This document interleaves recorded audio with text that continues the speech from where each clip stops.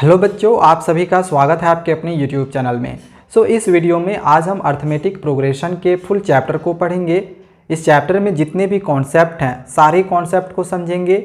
जितने फॉर्मूले यूज होंगे क्वेश्चंस को बनाने के लिए सारा ही फॉर्मूला मैं आप लोग को बताऊंगा, और जितने भी एक्सरसाइज के क्वेश्चंस हैं सारे एक्सरसाइज के क्वेश्चंस को भी इस वीडियो में आज हम लोग बनाने के लिए सीखेंगे। कंप्लीट वीडियो अर्थमेटिक प्रोग्रेशन का ये होगा। वीडियो आप पूरा शुरू से अंत तक देखते रहें ताकि आप अर्थमेटिक प्रोग्रेशन के किसी भी कॉन्सेप्ट को, किसी भी क्वेश्चन को आराम से बना सको। ठीक है, चलिए वीडियो शुरू करते हैं। स्टार्ट करते हैं कि अर्थमेटिक प्रोग्रेशन ये जो चैप्टर है, इस चैप्टर में बेसिकली जो है हमें पैटर्न को लेके पढ़ना है, यानी सीक्वेंस को लेके पढ़ना है। अगर हम लोग डेली लाइफ में अगर देखें क्या क्या ऐसा पैटर्न का एग्जाम्पल हो सकता है, तो ये जो भुट्टा आप खाते हो तो ये भी एक पैटर्न से ही बना हुआ है। ठीक है, और हम एग्जांपल लेते हैं जैसे कि ये लैडर है, ये जो लैडर बना है ये भी एक पैटर्न के अनुसार ही बना है। ठीक है, और एक एग्जांपल लेते हैं। अब यहाँ पे ये एक स्टेयर्स है, स्टेयर्स भी देखो तो एक पैटर्न के अनुसार ही ये ऊपर की ओर जा रहा है। ठीक है, तो यहाँ पे कुछ ये डेली लाइफ के एग्जाम्पल हैं, और भी एग्जाम्पल ले सकते हैं जैसे कि ये मधुमक्खी का छत्ता है। ठीक है, बीहाइव। ये कुछ एग्जाम्पल हैं पैटर्न के।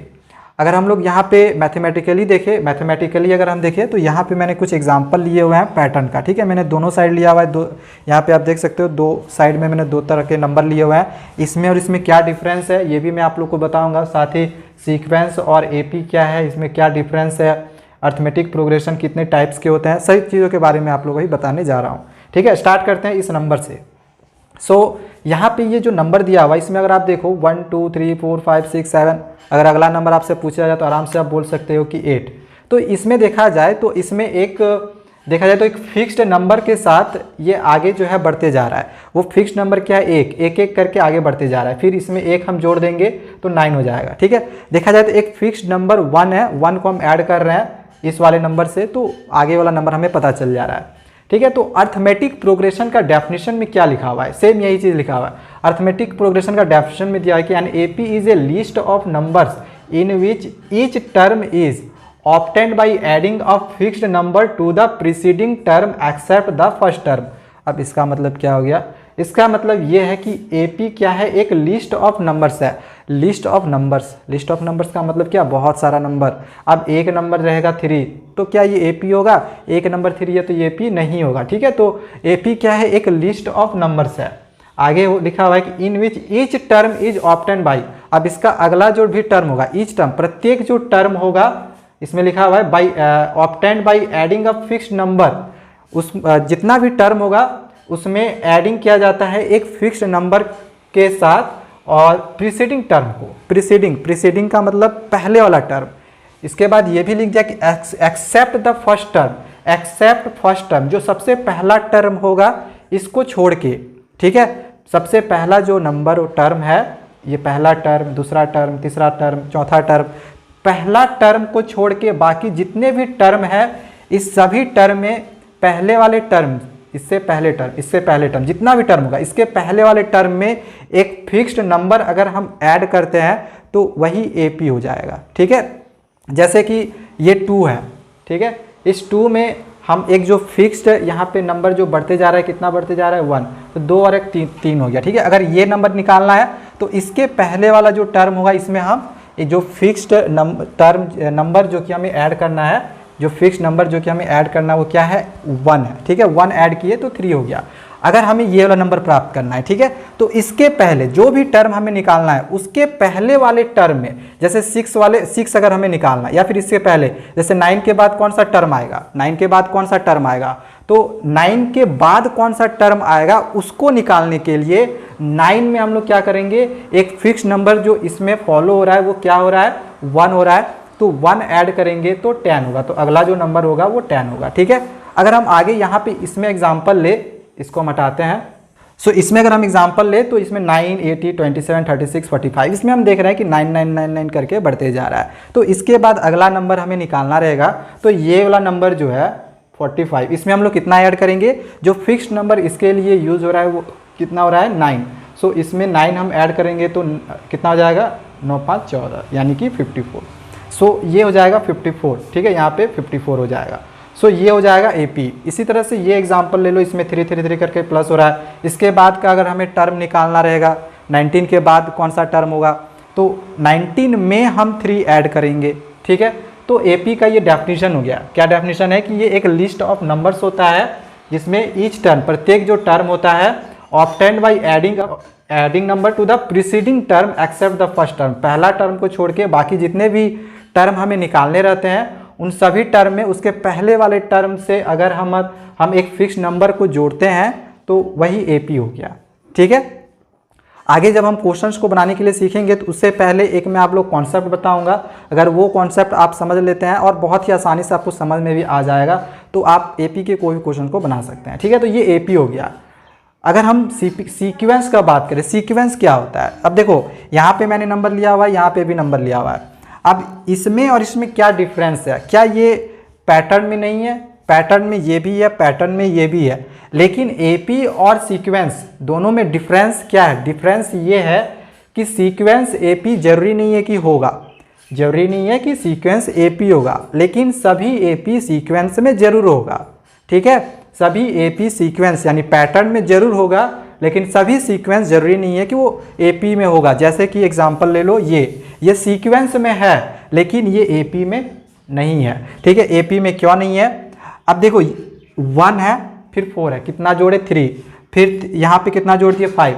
तो अभी हम यहाँ पे देखे थे कि एक फिक्स्ड नंबर के साथ ऐड कर रहे थे एपी में, लेकिन यहाँ पे फिक्स्ड नंबर ही हमें पता नहीं चल रहा है। तो क्या ये पैटर्न नहीं है, ये सीक्वेंस नहीं है, ये सीक्वेंस है लेकिन ये एपी नहीं है, ठीक है।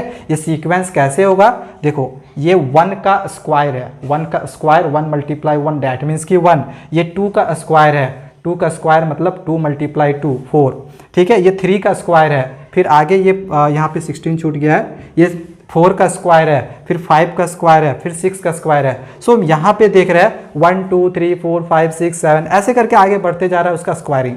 सो ये 6 का स्क्वायर है। आगे अगर हम लोग इसके बाद का अगर नंबर निकालना रहेगा तो क्या करेंगे, 7 का स्क्वायर कर देंगे यानी कि 49। सो हम आराम से निकाल सकते हैं। सो ये सीक्वेंस है, ठीक है, पैटर्न है, लेकिन इसे हम एपी नहीं करेंगे। एपी में ऐड करना रहता है बट सीक्वेंस में जरूरी नहीं है कि ऐड हो, उसमें डिवाइड रह सकता है, मल्टीप्लाई रह सकता है, डबल हो सकता है, ट्रिपल हो सकता है, ठीक है, कुछ भी हो सकता है, ठीक है। सो सीक्वेंस एपी जरूरी नहीं है कि सीक्वेंस एपी होगा, लेकिन हाँ सारा एपी सीक्वेंस जरूर होगा। सो ये थोड़ा सा डिफरेंस मैंने आप लोग को बता दिया है। अब यहाँ पे देख लो ये क्या है, ये किस सीक्वेंस के साथ, किस पैटर्न के साथ ये आगे बढ़ रहा है।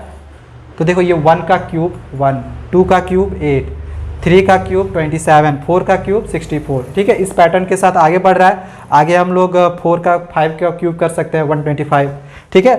अब ये देखो ये किस सीक्वेंस के साथ आगे बढ़ रहा है, तो 10 है, फिर 20 40, देखो तो डबल होते जा रहा है, 10 हुआ, फिर 20 हुआ, फिर इसका डबल हुआ 40, फिर इसका डबल हुआ 80, फिर इसका डबल हुआ 160।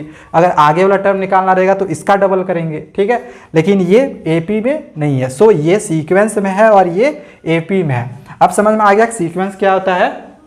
ए sequence is an arrangement of number. Sequence क्या होता है, एक अरेंजमेंट ऑफ नंबर्स होता है इन ए डिफिनिट ऑर्डर, एक डिफिनिट ऑर्डर में ये जाता है अकॉर्डिंग टू सम रूल के अनुसार ये एक डिफिनिट ऑर्डर में जाता है और ये एक अरेंजमेंट ऑफ नंबर्स होता है। जैसे कि हमने यहाँ पे देखा ये डिफिनिट एक सम रूल के साथ ये आगे बढ़ रहा था। इसमें 1 का स्क्वायर करके ये एक डिफिनिट रूल था, इसमें 1 का क्यूब होके जा रहा था, 1 का क्यूब 2 का क्यूब, मतलब क्यूब होके आगे जा रहा था और ये डबल होके आ जा रहा था। तो ये डबल होना मतलब क्या हो गया, एक डिफिनिट रूल हो गया। सो ये हो गया पैटर्न और ये हो गया अर्थमेटिक प्रोग्रेशन का डेफिनेशन, ठीक है। इसके बाद आते हैं टाइप्स। अर्थमेटिक प्रोग्रेशन का टाइप्स, 2 टाइप्स होते हैं, एक पहला है फाइनाइट एपी और दूसरा है इनफाइनाइट एपी। फाइनाइट एपी क्या होता है, सो यहाँ पे देख लो लिखा हुआ है कि the AP has limited terms called finite AP. AP जिसका एक लिमिटेड टर्म्स हो, लिमिटेड का मतलब जैसे कि मान के चलो कि यहाँ हम इसको मिटा देते हैं और हम 1 से लेके 7 तक ही नंबर लिखेंगे, इसके आगे हमें नंबर नहीं लिखना है। तो ये नंबर जो है वो लिमिटेड में है, 7 तक ही है, मतलब एक लिमिटेड होगा, ठीक है। तो उसी को हम फाइनाइट एपी कहेंगे। इनफाइनाइट मतलब आगे हम लोग पता नहीं कर सकते कि कितना दूर तक जाएगा, यानी कि वो एक अनलिमिटेड टर्म्स होगा, ठीक है। तो इनफाइनाइट एपी में लिखे हुए the AP has unlimited terms called infinite AP. जैसे यहाँ पे डॉट डॉट डॉट डॉट लगा दिए, मतलब ये आगे बढ़ते जाएगा। इसका एक बहुत ही सिंपल सा एग्जांपल है, हमारे सब्सक्राइबर्स ले लो आप। सब्सक्राइबर्स आज इतने हैं तो क्या जरूरी है कल भी इतने रहेंगे, ये बढ़ते रहे, ठीक है, हर दिन 500 1000 करके ये बढ़ते जाता है। सो ये कहाँ तक जाएगा ये कोई नहीं कह सकता। अगर आपका प्यार रहा, आपका सपोर्ट रहा तो डेफिनेटली बहुत आगे तक जाएगा, ठीक है। सो ये एक एग्जांपल है इनफाइनाइट एपी का। सो ये इतना हो गया। अब चलो एक्सरसाइज को बनाने से पहले जो मेन कॉन्सेप्ट है जिसे हमें समझना है किसी भी हाल में, उसे देख लेते हैं। अब एक्सरसाइज के क्वेश्चंस को बनाने से पहले कुछ कॉन्सेप्ट और कुछ फॉर्मूला है तो इसे देख लेते हैं। सो यहाँ पे मैंने लिखा हुआ है जनरल फॉर्म, यानी कि एपी का जनरल फॉर्म ये क्या होता है।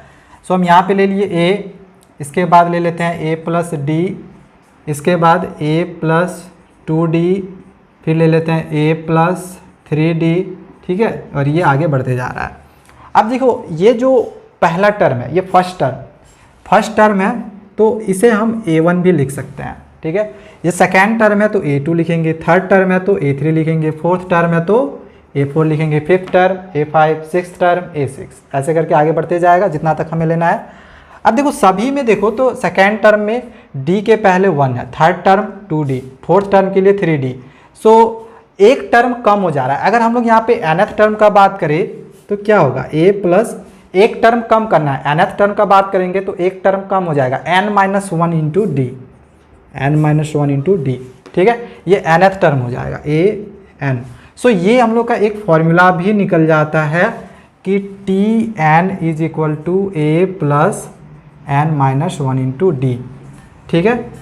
आप Tn लिख सकते हो, An लिख सकते हो, आप दोनों में से कुछ भी लिख सकते हो, इससे कोई प्रॉब्लम नहीं है। An को हम लोग L भी बोलते हैं, ठीक है, सबसे लास्ट वाला जो टर्म होता है वही L हो गया, सबसे लास्ट का जो टर्म होगा वो L हो गया, सबसे पहला वाला टर्म A1, ठीक है, फर्स्ट टर्म। अब देखो ये जो A हुआ ये फर्स्ट टर्म हुआ, ये D क्या है, ये D कॉमन डिफरेंस है। D का मतलब क्या हो गया, कॉमन डिफरेंस।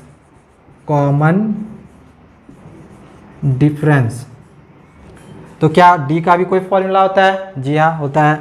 D का फॉर्मूला होगा A2 माइनस A1, ठीक है।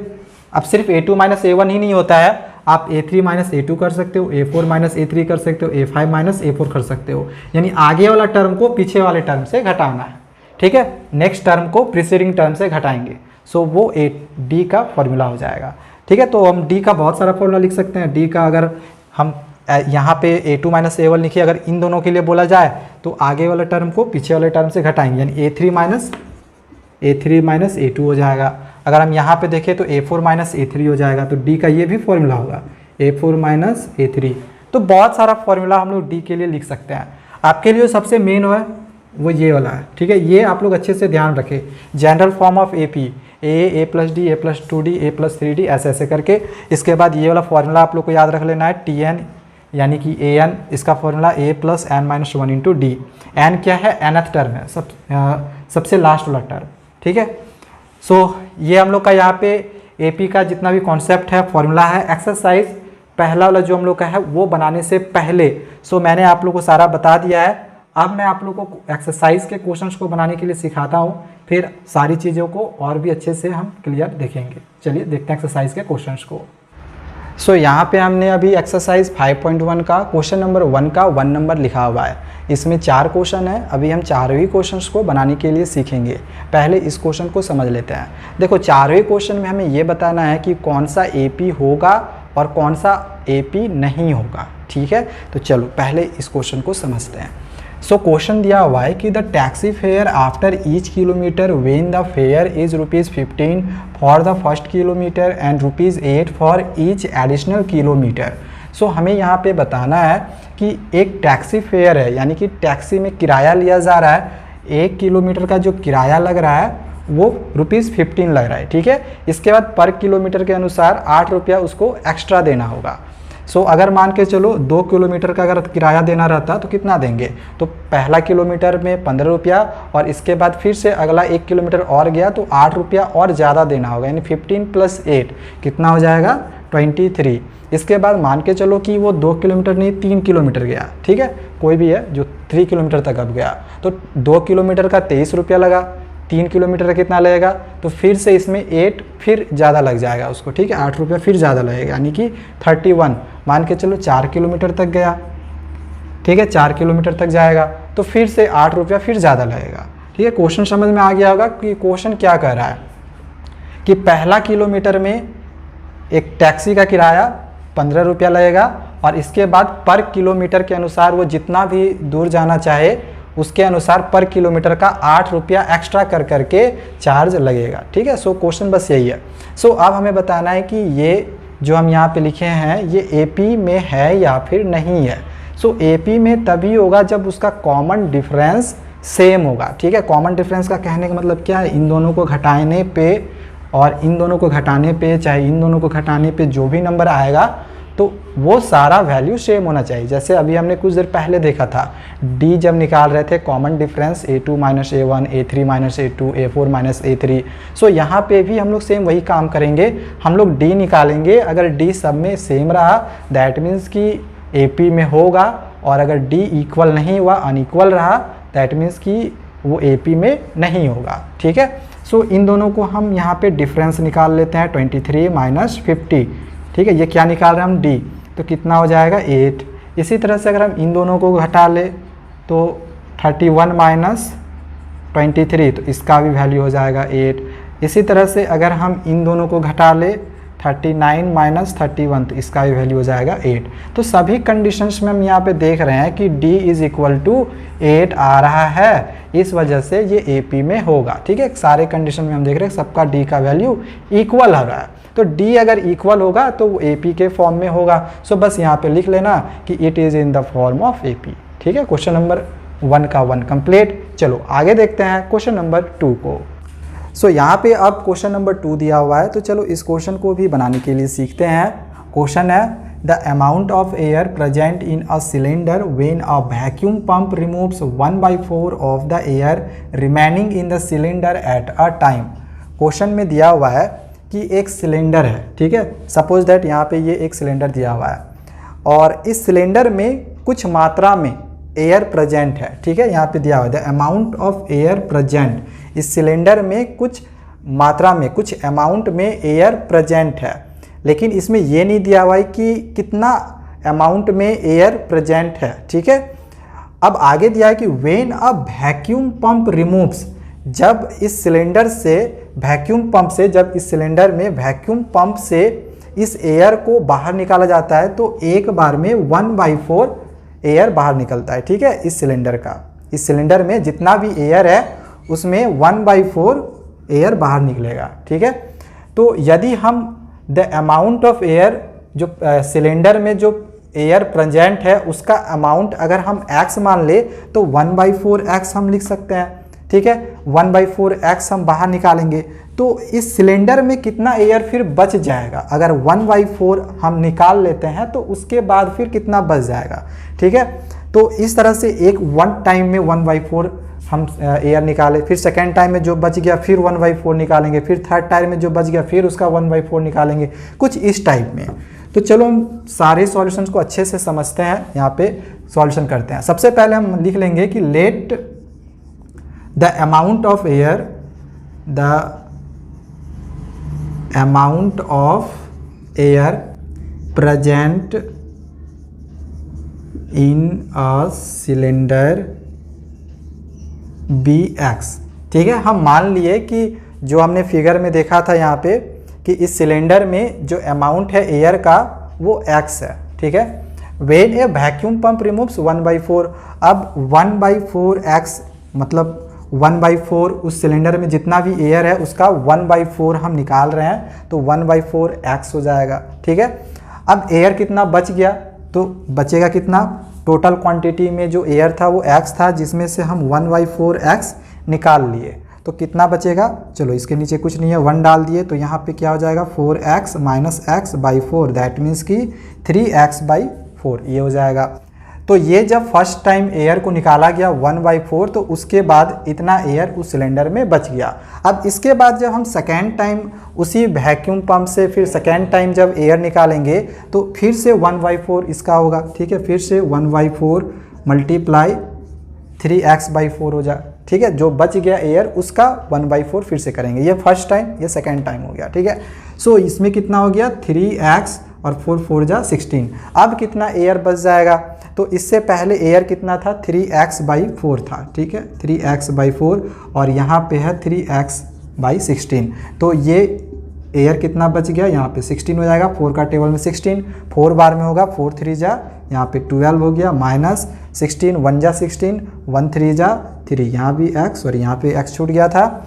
सो 12 - 3 कितना हो जाएगा 9x/16, ठीक है। सो इतना एयर फिर से उस सिलेंडर में बच गया।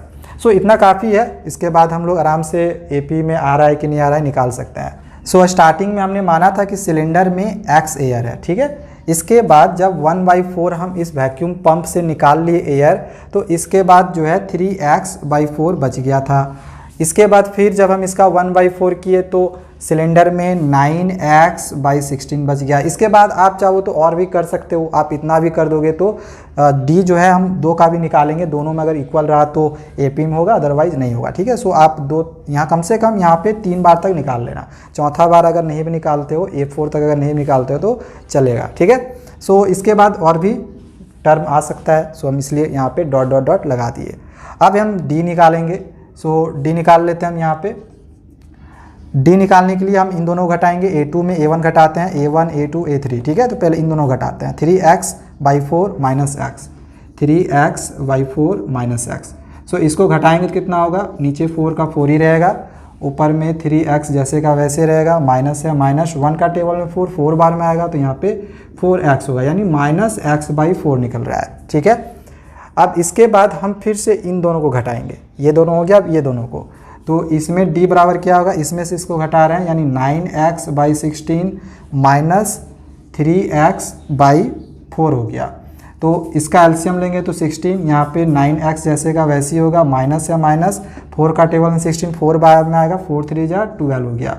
तो इसको घटाओ, देखो ये -3x/16 आया। अब इसमें देखो, इसमें जब D निकाले तो -x/4 आया, जबकि इसमें D निकाले तो -3x/16 आया। सो इस तरह से हम यहाँ पे कह सकते हैं कि D अलग अलग होने के कारण ये AP में नहीं होगा, ठीक है। सो हम यहाँ पे आंसर लिख सकते हैं कि therefore it is not in the form of AP, ठीक है। So question number 2 complete. चलो आगे देखते हैं अब हम क्वेश्चन नंबर 3 को। सो यहाँ पे अब क्वेश्चन नंबर 3 दिया हुआ है, तो चलो इस क्वेश्चन को भी बनाने के लिए सीखते हैं। क्वेश्चन है the cost of digging a well after every metre of digging when it cost ₹150 for the first metre and rises by ₹50 for each subsequent metre. देखो क्वेश्चन में दिया हुआ है कि सपोज दैट कि ये एक वेल है, ठीक है, ये एक वेल है, इस वेल को डिग किया जा रहा है, यानी कि खोदा जा रहा है। तो सबसे ऊपर का जो 1 मीटर होगा, सबसे ऊपर का मान के चलो यहाँ से यहाँ तक का 1 मीटर हो रहा है, यहाँ से यहाँ तक का 1 मीटर हो रहा है। तो सबसे ऊपर में जब 1 मीटर को डिग किया जाएगा तो इसका कॉस्ट लिया जा रहा है 150, ठीक है। तो इसलिए हम यहाँ पे लिख लिए हैं फॉर फर्स्ट मीटर, सबसे ऊपर का जो फर्स्ट मीटर होगा उसका कॉस्ट कितना है 150। इसके बाद नेक्स्ट 1 मीटर का कॉस्ट 50 होगा, फिर नेक्स्ट 1 मीटर का कॉस्ट 50 होगा। मतलब जैसे जैसे 1 मीटर डिग होते जाएगा वैसे वैसे ₹50 करके वो बढ़ते जाएगा, ठीक है। सपोज करो यहाँ पे यहाँ से यहाँ तक का फिर से ये 1 मीटर हुआ तो यहाँ पे ₹50 लगा, फिर यहाँ से यहाँ तक 1 मीटर हुआ, ठीक है, यहाँ से यहाँ तक तो फिर से 50 लगेगा, फिर यहाँ से यहाँ तक 1 मीटर हुआ फिर से 50 लगेगा, कुछ इस टाइप में। तो ये फर्स्ट सेकेंड थर्ड फोर्थ इस तरह से होगा। तो पहला फर्स्ट मीटर के लिए 150 लगा, तो सेकेंड मीटर के लिए कितना लगेगा, ठीक है। तो ये जो 150 लगा था फर्स्ट के लिए, इसमें से सेकेंड में लगा 50, इसको जोड़ देंगे कितना हो जाएगा 200, ठीक है। इसके बाद फिर थर्ड मीटर के लिए, तीसरा मीटर के लिए यहाँ से यहाँ तक के लिए कितना कॉस्ट लग जाएगा। तो फिलहाल यहाँ तक हम 200 निकाल चुके हैं और फिर यहाँ से यहाँ तक 50 लग रहा है, तो फिर से 50 प्लस कर देंगे तो 250 लगेगा। अब ये यहाँ से यहाँ तक का 250 लगा इस तरह से, ठीक है। तो फिर से ये यहाँ से यहाँ तक का डिग होगा तो फिर से ₹50 लगेगा, ठीक है। तो फोर्थ मीटर, जब फोर्थ मीटर यहाँ से यहाँ तक 4 मीटर का निकालेंगे तो कितना हो जाएगा, फिर से 50 प्लस हो जाएगा, यानी 300 हो जाएगा, ठीक है। सो यहाँ पे ये हम लोग का AP निकल गया 150, 200, 250 और 300, ठीक है। सो यहाँ पे हम इसको लिख लेते हैं 150, 200, 250 और ये 300। अब हमें बताना है कि ये एपी में है या फिर नहीं है, ठीक है। ये तो डॉट डॉट आगे भी बढ़ते जाएगा। सो वही काम करेंगे, पहले हम डी निकालेंगे। डी कैसे निकालेंगे, इन दोनों को घटा लेते हैं, ठीक है। 200 माइनस 150 कितना निकलेगा, 50, ठीक है। चलो ये हो गया। अब इन दोनों को घटा लो, ठीक है। फिर से डी निकालो, तो इसमें इसको माइनस करेंगे। 250 माइनस 200 कितना हो जाएगा, 50। अभी हमने डी निकालने के लिए सीखा हुआ है, ठीक है।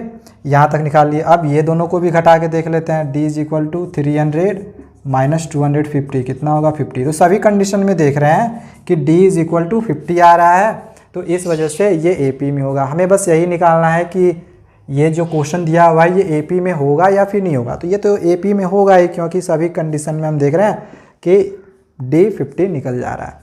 सो बस यही है, हम लोग का क्वेश्चन नंबर 3 बन चुका है। इसमें भी आप लोग को लिख लेना है कि therefore it is in the form of AP, ठीक है। क्योंकि एपी के फॉर्म में है, क्यों, क्योंकि डी सब में 50 निकल जा रहा है। सो ये क्वेश्चन नंबर 3 हो गया। चलो आगे अब हम क्वेश्चन नंबर 4 को ही बनाने के लिए सीखते हैं। सो यहाँ पे अब दिया हुआ है क्वेश्चन नंबर 4, तो चलो इस क्वेश्चन को भी बनाने के लिए सीखते हैं।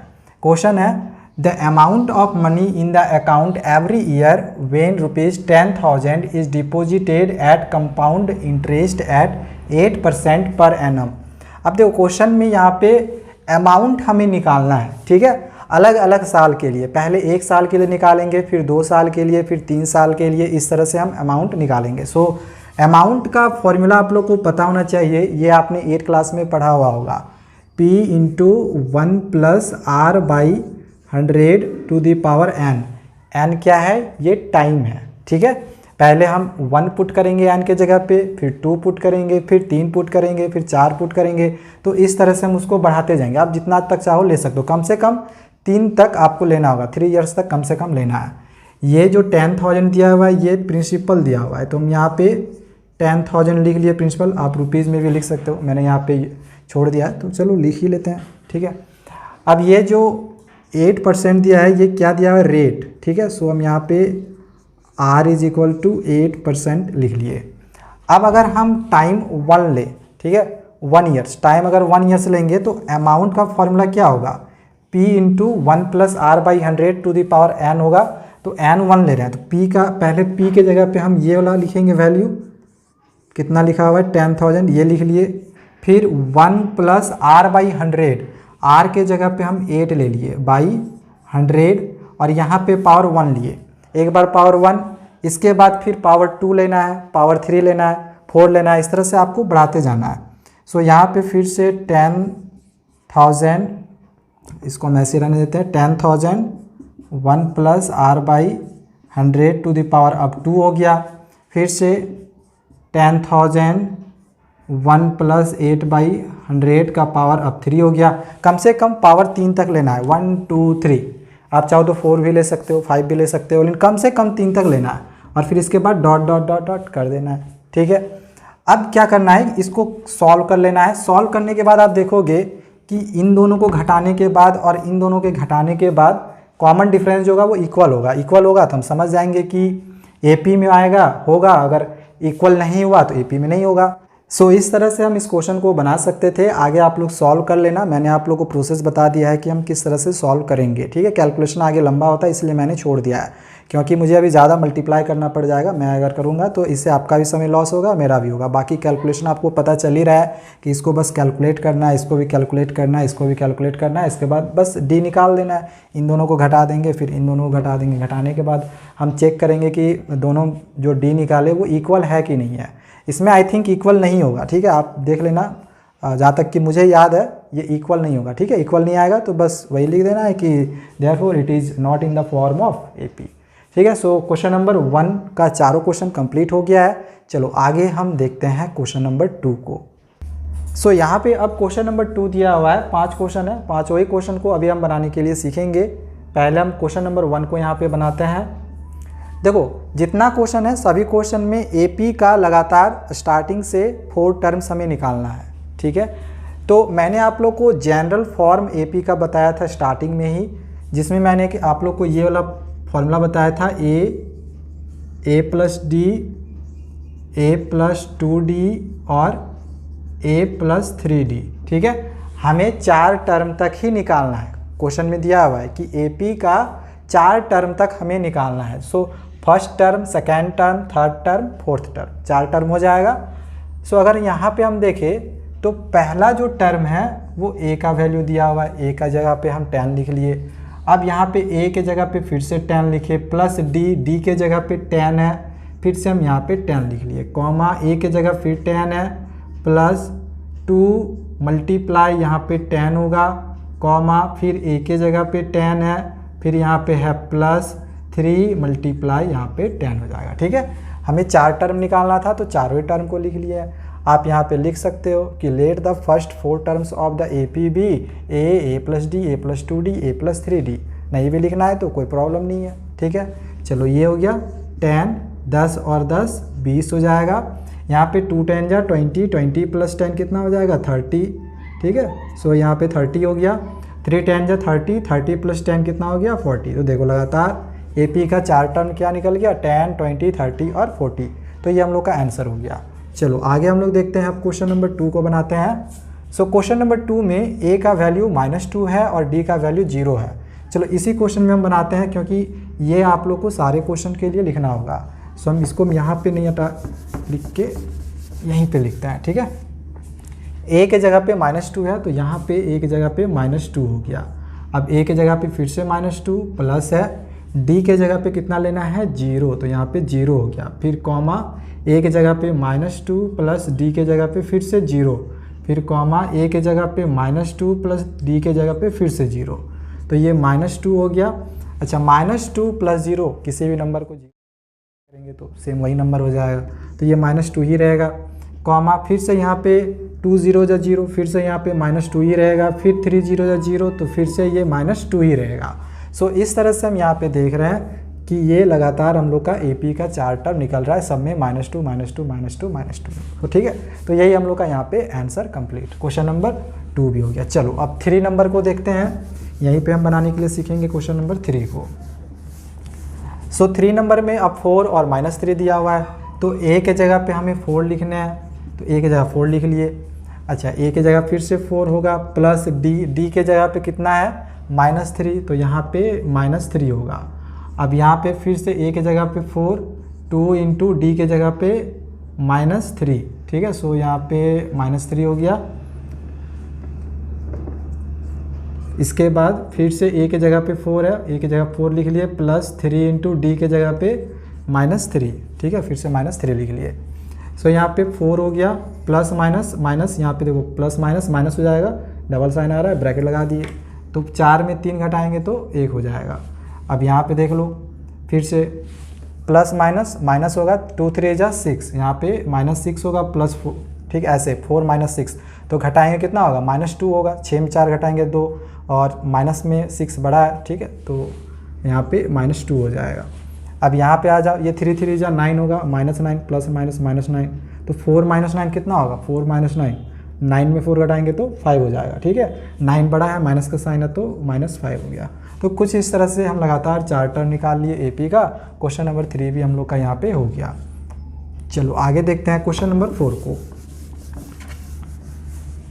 सो 4 नंबर में यहाँ पे दिया हुआ है ए का वैल्यू -1, तो ए की जगह पे -1 लिखे, यहाँ भी ए की जगह पे -1 प्लस डी, डी के जगह पे 1/2, तो यहाँ पे 1/2 लिख लेते हैं।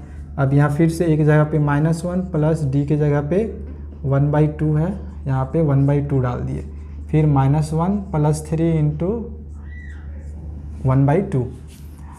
ठीक है, चलो यहाँ पे -1 है, रहने देते हैं इसको। चलो इसको सॉल्व कर लेते हैं, इसके नीचे कुछ नहीं है, दैट मीन्स कि 1 और 2 कैल्शियम 2, 1 का टेबल में 2 बार में आएगा तो 2 1 जा 2 हो गया, प्लस यहाँ पे 1 ही रहेगा। इसके नीचे फिर से कुछ नहीं है तो 1 और 2 कैल्शियम 2, यहाँ पे फिर से -2 प्लस 2 1 जा 2 हो जाएगा, कॉमा फिर से ये -2 प्लस 3 1 जा 3/2 होगा। आप चाहते थे इसको काट भी सकते थे, नहीं भी काटेंगे कोई प्रॉब्लम नहीं है। सो ये -1 माइनस प्लस माइनस तो हो गया -1/2, फिर ये कॉमा माइनस प्लस माइनस, 2 में 2 घटाएंगे तो 0, तो इसका वैल्यू हो जाएगा यहाँ पे 0।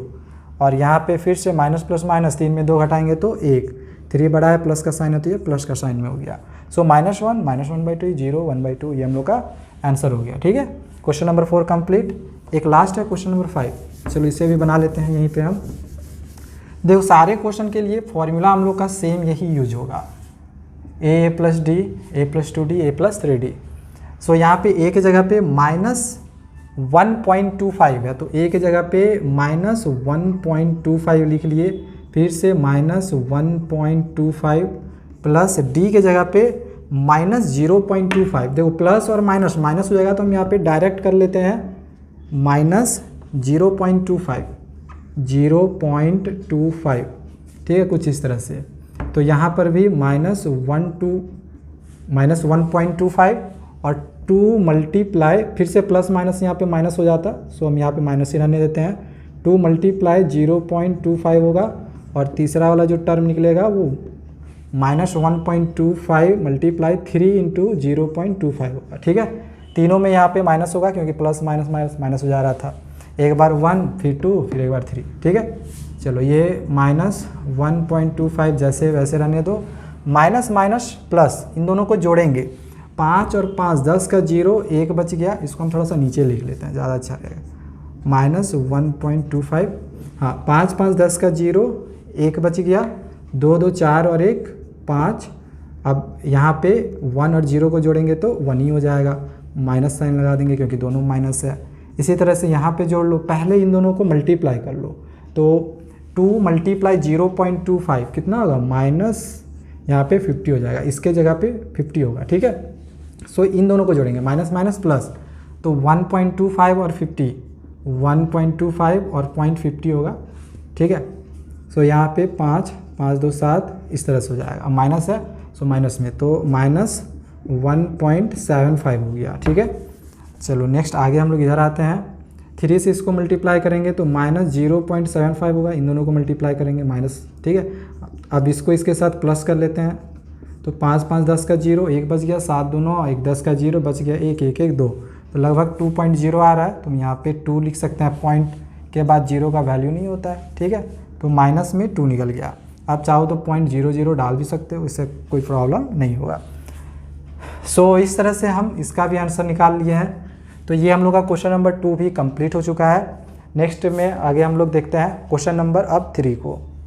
सो अब हम क्वेश्चन नंबर 3 को बनाने के लिए सीखेंगे। इस क्वेश्चन में एपी में दिया हुआ है, इसे फर्स्ट टर्म और कॉमन डिफरेंस ये दोनों निकालना है। फर्स्ट टर्म का मतलब जो सबसे पहला वाला टर्म है, ठीक है, तो यही हो गया, यानी ए को ही हम लोग फर्स्ट टर्म बोलते हैं। और कॉमन डिफरेंस यानी कि ये दोनों का डिफरेंस, ये दोनों का डिफरेंस, ये दोनों का डिफरेंस, यानी कॉमन डिफरेंस सबका सेम होगा, ठीक है, घटाने के बाद सब में तो सेम ही आता है, यानी कि डी, यही होता है कॉमन डिफरेंस। सो अगर हम क्वेश्चन नंबर 1 बनाते हैं तो इसमें फर्स्ट टर्म क्या होगा, ये 3 होगा। अगर हम कॉमन डिफरेंस निकालेंगे तो 1 - 3 डैट मीन्स की -2, ये हम लोग का आंसर हो गया क्वेश्चन नंबर 1 का।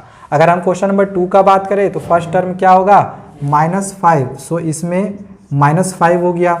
अगर हम कॉमन डिफरेंस का बात करें तो ये -1 दिया हुआ है, कॉमन डिफरेंस के लिए माइनस करते हैं, और ये -5 हो गया, तो -1 minus minus plus 5 minus plus minus that means की 4, ठीक है। क्वेश्चन नंबर 2 हो गया हम लोग का, 4 निकल गया। आगे अगर हम क्वेश्चन नंबर 3 का बात करें तो फर्स्ट टर्म क्या है, 1/3, तो ये 1/3 हो गया। अगर हम कॉमन डिफरेंस का बात करें तो ये दोनों घटाएंगे, 5/3 माइनस 1/3, ठीक है, ये दोनों घटा लेते हैं, 5/3 माइनस 1/3, 5/3 माइनस 1/3, नीचे में दोनों में सेम है तो यही उतार दिए, 5 - 1 डैट मीन्स की 4/3, तो ये हम लोग का आंसर हो गया क्वेश्चन नंबर 3 का। अगर हम क्वेश्चन नंबर 4 का बात करें तो फर्स्ट टर्म क्या है, 0.6, तो फर्स्ट टर्म 0.6 हो जाएगा। अगर हम कॉमन डिफरेंस का बात करें तो ये दोनों हम घटा देंगे, घटाने के बाद जो आएगा वही आंसर हो जाएगा, कितना है, 1.7 माइनस 0.6, सो यहाँ पे 0.6 हो गया, घटा लो, 7 में 6 गया तो 1 हो गया, 1 में 0 घटाएंगे तो 1 ही होगा, यानी 1.1। आप ये दोनों को भी घटाओगे तो सेम 1.1 ही आएगा, या फिर इन दोनों को घटाओगे तो भी 1.1 ही आएगा। सो इस तरह से हमने क्वेश्चन नंबर 3 को भी कंप्लीट कर लिया है। चलो अब आगे हम लोग क्वेश्चन नंबर 4 को भी बनाने के लिए सीखते हैं, जो कि लास्ट क्वेश्चन है।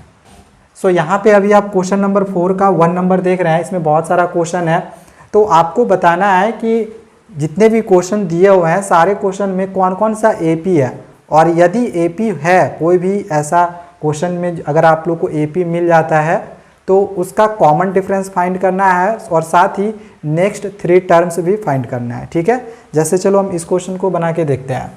पहले हम ये पता करेंगे कि ये AP है या फिर नहीं है, तो इसके लिए हम पहले कॉमन डिफरेंस निकालेंगे इन दोनों का घटा के। ठीक है, 4 - 2 दैट मीन्स कि 2। अब ये दोनों घटाएंगे यानी 8 - 4 दैट मीन्स कि 4। अब फिर से ये दोनों घटाएंगे यानी कि D ये भी होगा 16 - 8 दैट मीन्स कि 8। अब यहाँ पे हम देख रहे हैं कि इसका कॉमन डिफरेंस तीनों में अलग अलग है, तो ये AP में नहीं होगा। यहाँ पे लिख लेंगे कि therefore 8 is not in the form of AP, ये AP के फॉर्म में नहीं है। ठीक है, तो इसी तरह से आगे क्वेश्चन आप लोग बना के देखो। इसमें बहुत सारा क्वेश्चन है, इस वजह से मैं इस क्वेश्चन को पूरा नहीं बना रहा हूँ।